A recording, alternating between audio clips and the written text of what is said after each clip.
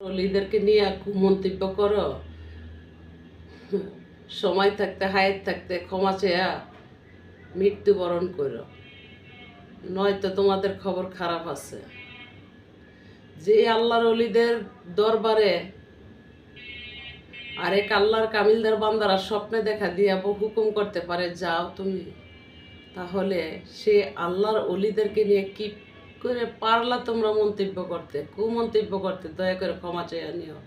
তোমরা তো আল্লাহর অলিদের দরবারকে অপমান করো নাই, অপমান করেছ স্বয়ং আল্লাহকে। আল্লাহর অলি উপাধি পাওয়া এত সহজ না। আল্লাহর কাজ করেই তারা আল্লাহর অলি হয়েছে, কিন্তু আল্লাহর অলিদের দরবারে তোমরা আঘাত করলা, শয়তানের কাতারে গিয়ে দাঁড়াইলা, আর তোমরা বেশ ধরে আসো মানুষ। যেই শয়তানের আল্লাহর অলিদের বিরুদ্ধে রাষ্ট্রে রাষ্ট্রে গন্ডগোল চলতেছে, সেই আল্লাহর অলিদের বিরুদ্ধে তোমরা গিয়া সাবাল খুন্তি নিয়ে আঘাত করছো। পারলে তোমরা ক্ষমা চেয়ে নিও, তো যদি আল্লাহ ক্ষমা করে। কোন সাধনে হে পাবো তোমারে, ওরে আমার আল্লাহ ওলি রে, কোন সাধনে পাবো তোমারে।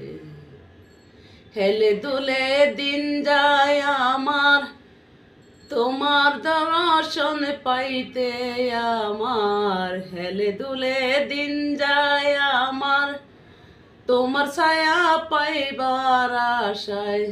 কোন দিন আমি পাবো তোমারে, ওরে আমার আল্লাহ ওলি রে, কোন সাধনে পাবো তোমারে।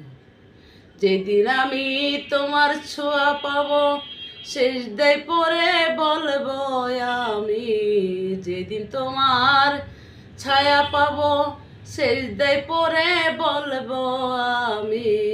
কোন সাধনে পাবো আল্লাহ রে, ওরে আমার আল্লাহ ওলি রে, কোন সাধনে পাবো তোমারে।